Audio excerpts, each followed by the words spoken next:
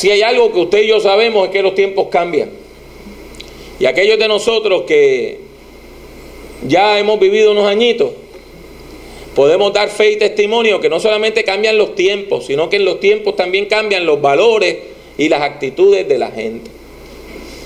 Mire bien cómo ha cambiado la actitud de la gente hacia la fe. Hasta mediados del siglo XX, el mundo occidental vivía en una etapa que se conoce en la historia como la modernidad. Y eso comenzó para allá, para el siglo XVI, cerca del Renacimiento. Y durante esos años, lo que reinaba en el mundo era la idea de que la razón era más importante que la fe y era más importante que los sentimientos. La razón se veía como aquella cualidad humana que tenía que estar sobre todas las cosas. La gente tenía fe en la ciencia, fe en la razón, fe en lo científico. Y la gente creía que la ciencia nos iba a resolver todos los problemas. La gente creía que íbamos a vivir, gracias a la ciencia, en un mundo sin enfermedades, en un mundo sin pobreza y en un mundo sin problemas sociales. Y la religión, bueno, la religión se veía como un vestigio primitivo de gente simplona, de personas ignorantes, y Karl Marx dijo que la religión era el opio de los pueblos, o sea, que era como una droga que adormecía a la gente para que los poderosos siguieran haciendo lo que les daba la gana. Sin embargo, toda esa fe en la ciencia nos condujo en el mundo occidental a la Segunda Guerra Mundial, donde el país más avanzado del mundo, Alemania, cometió el crimen más grande que se había cometido en la historia de la humanidad. Entonces no hace sentido tener tanta fe en la razón cuando la razón lleva a matar a 11 millones de personas. Ahí la gente también vio que la Segunda Guerra Mundial se resolvió cuando sonó una bomba atómica. Y ahí la gente se dio cuenta que la ciencia no solamente podía salvar, sino que también podía destruir el planeta completo. A partir de la segunda mitad del siglo XX, empezaron a cambiar las actitudes de la gente. Empezaron a cambiar las actitudes de la gente hacia la ciencia. Hoy nosotros vemos la ciencia todavía como algo bueno. Pero también sabemos que la ciencia puede ser una fuente de enfermedades. Estamos experimentando cambio climático. ¿Y eso se debe a qué? A la industrialización, a la contaminación ambiental que ha traído el avance científico. Las personas que están en el campo de la salud están enfrentando enfermedades que nunca antes habían conocido. Bacterias resistentes a antibióticos.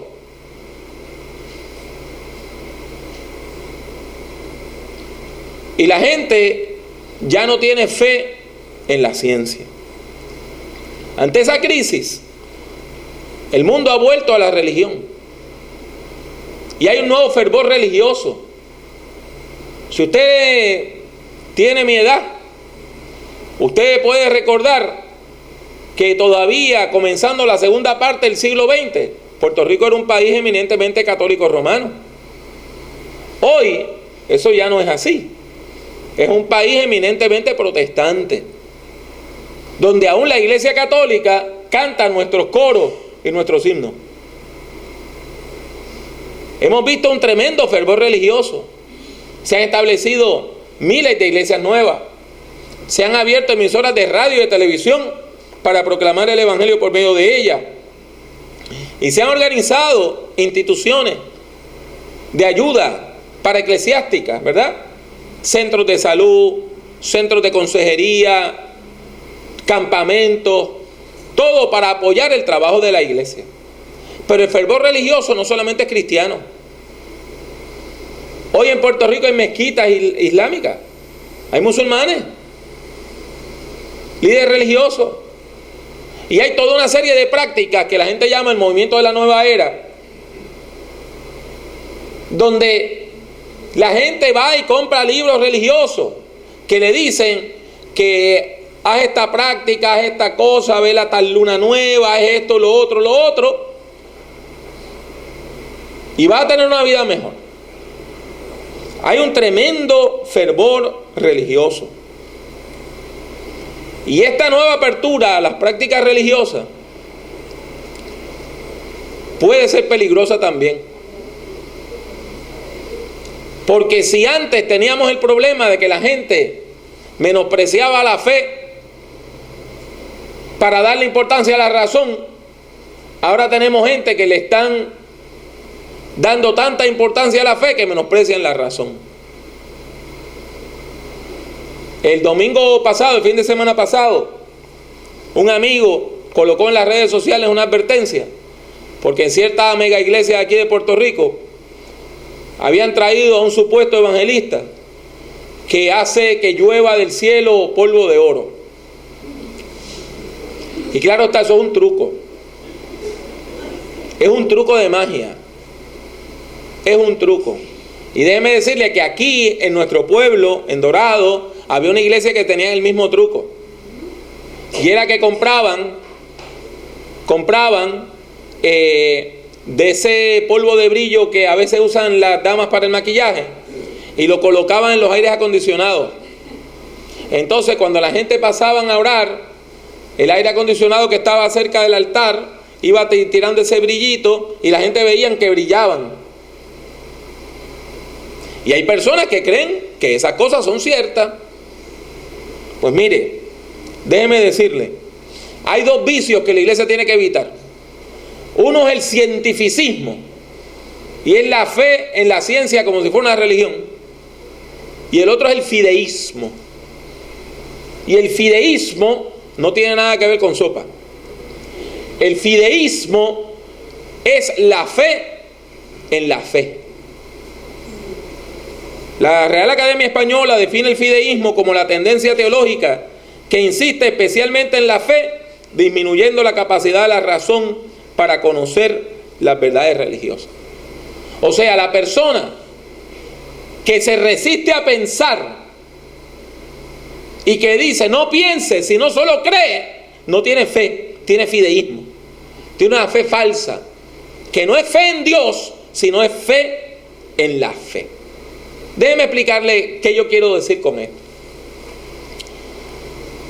Para preparar este mensaje, yo entré al internet y busqué en el buscador, ¿verdad? Que de acuerdo a la palabra castiza que nosotros hemos acuñado, googleé el término fe. Y mire lo que encontré, algunos pensamientos sobre la fe que encontré. De estos cuadritos que le dicen memes o memes, que ponen una foto y entonces le ponen un mensajito bonito. Encontré estos 5. Uno decía, solamente ten fe. El segundo decía, la fe es el humilde caminar hacia la verdad.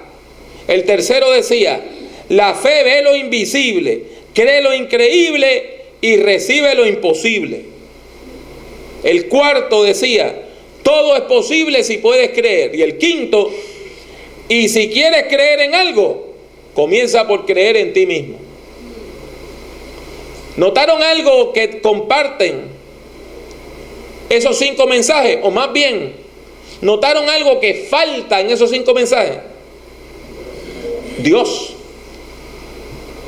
No se habla de Dios en ninguno de esos mensajes.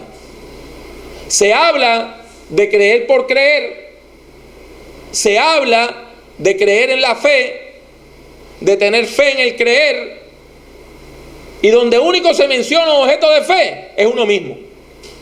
Cree en ti mismo y todo es posible. Quizá ahora ustedes puedan comprender mejor lo que yo les quiero decir, con que nosotros tenemos fe que es vacía de contenido. Hay personas que dicen que creen y que tienen fe, pero no creen en nada. Cuando usted le pregunta, ¿y en qué tú tienes fe?, no tienen fe en nada. ¿Y en quién tú tienes fe? No tienen fe en nada, tienen fe en la fe.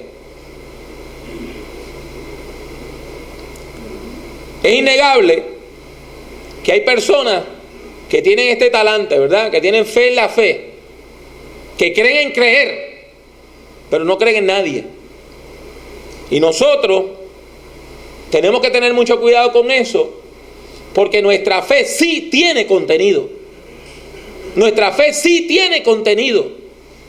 Nosotros creemos en Dios, y no en cualquier Dios. No es un Dios blandengue, bobo, amorfo, o para usar la palabra que acuñó nuestro hermano, el ya afinado reverendo Florentino Santana, nosotros no creemos en un Dios mofolongo. Mis hermanos, mis hermanas, nosotros creemos en el Dios que se ha revelado a nosotros a través de la obra, de la vida, de la palabra, del sacrificio en la cruz de Jesucristo nuestro Señor. Y eso tiene que quedar claro, porque nosotros como iglesia tenemos fe en Dios y por eso rechazamos el fideísmo. Tenemos fe en Dios y por eso rechazamos la fe fanática. Tenemos fe en Dios y por eso rechazamos esos tipos de prácticas religiosas que quieren agarrarle a la gente, ¿verdad?, de tontos, tomarles el pelo y venderles mentiras que no tienen lugar en la vida. O sea, la iglesia tiene fe en Dios, no en la fe. Esto queda claro en Hebreos 11. Hebreos 11 es un capítulo que se dedica completamente a hablar sobre la fe. Es la disertación sobre la fe más linda que nosotros encontramos en el Nuevo Testamento. Y comienza en el versículo 1 diciendo: tener fe es estar seguro de lo que se espera, es estar convencido de lo que no se ve. Sin embargo, esa frase se atempera inmediatamente con una larga lista. Lo que viene a ser es como un catálogo, como un pase de lista de los héroes de la fe. Y todos esos héroes de la fe enfrentaron la adversidad y la vencieron porque Dios estaba con ellos y porque ellos estaban con Dios. Tiene que quedar claro que la adversidad se enfrenta de la mano de Dios. Y así llegamos al versículo 6. Se lo voy a leer 2 veces, en 2 versiones distintas. La Reina Valera 1960, que es la que yo llevo en el corazón y muchos de ustedes también, lo dice de la siguiente manera: pero sin fe es imposible agradar a Dios, porque es necesario que el que se acerca a Dios crea que le hay y que es galardonador de los que le buscan. Que el que se acerca a Dios crea que le hay. Hermano Pablo, está un poquito difícil. Vamos a leérselo en la Reina Valera contemporánea, que es una versión más clarita, más moderna, y mire cómo dice: sin fe es imposible agradar a Dios, porque es necesario que el que se acerca a Dios crea que Él existe y que sabe recompensar a quienes lo buscan. O sea, nosotros no creemos en creer, tampoco creemos cualquier cosa, tampoco creemos cualquier cosa que nos diga una persona por ahí. Nosotros tenemos una fe que tiene contenido, y ese contenido no es un algo, ese contenido es un alguien. Nosotros no creemos en cosas, creemos en un ser, en una persona, en un Dios personal, que es el Dios y Padre de nuestro Señor Jesucristo. El mensaje evangélico, por eso, está ligado a la cruz del Calvario, porque es por medio de la obra de Cristo que nosotros conocemos perfectamente al Dios Padre. Dios se ha revelado a nosotros por medio de la Biblia, por medio de la historia de Israel, pero sobre todo por medio de la obra de Cristo. Nosotros creemos en un alguien, y ese alguien es el único y verdadero Dios, el Dios que se ha revelado en las Escrituras, el Padre de nuestro Señor Jesucristo. Por lo tanto, el cristianismo no es un ejercicio teórico.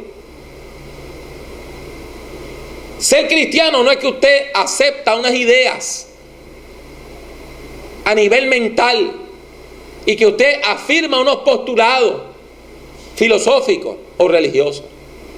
Mi hermano y mi hermana, tiene que tener claro que ser cristiano es tener un encuentro de fe, un encuentro de fe, un encuentro de fe que nos lleve a una larga vida de amistad con Dios. Ser cristiano no es una idea, es una práctica. Es una práctica. Ser cristiano es tener una relación con el único y verdadero Dios, quien existe a pesar de que usted y yo no creamos en Él. Hebreos 11:6 nos recuerda que Dios es el centro, el contenido y el objeto de nuestra fe. Se lo voy a repetir. Hebreos 11:6 nos recuerda que Dios es el centro, es el contenido y es el objeto de nuestra fe. Este texto nos recuerda que tenemos fe en un alguien, no en algo. Tenemos fe en alguien. Y ese alguien es el Dios que demanda santidad, compromiso y valentía. Nos recuerda este texto que para acercarse a Dios es necesario creer que Dios existe. Es necesario creer que Dios existe y que Dios es bueno y que recompensa a las personas que le buscan con fe. Hace varios años yo tuve una dura conversación con un joven de mi familia. Y me dijo, yo no creo en Dios. Dios es un invento de la sociedad. Ya yo me leí a Marx, a Lenin y a Nietzsche. Dios no existe. Cuando me dijo eso, yo le dije, ¿y ya tú se lo dijiste? Y me dice, ¿a quién? ¿A mami? Dice, no. ¿Ya tú le dijiste a Dios que tú piensas que Dios no existe?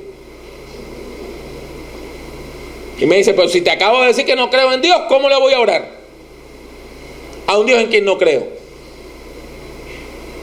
Y yo le dije, mira, un filósofo y teólogo francés que se llamaba Blaise Pascal tenía una teoría que le decía el juego de la apuesta, el jeu de Paris. Y él decía, mira, si tú dices que Dios no existe y Dios existe, lo pierdes todo porque te condenas por la eternidad. Ahora, si tú buscas de Dios y Dios existe, lo ganas todo porque ganas la vida eterna. Y si tú buscas de Dios y Dios no existe, con todo y con eso vas a tener una vida buena, moral y ética. Se quedó pensando. Y yo le dije, no pierdes nada. Ora y di a quien puede interesar. Yo creo que tú no existes. Y si tú sí existes, toca mi corazón y revélate a mi vida. La conversación terminó ahí, yo me quedé sumamente preocupado. Fue un día bien difícil. Pero 2 días después, ese mismo familiar me llamó y me dijo, Pablo, ora por mí. Ora por mí. Hermanos y hermanas, nosotros nos podemos acercar a Dios con entera confianza, porque Dios es, Dios existe. Y porque Dios existe, Dios es bueno. Y porque Dios es bueno, Dios es perdonador. Y por todas esas razones, yo creo en Dios.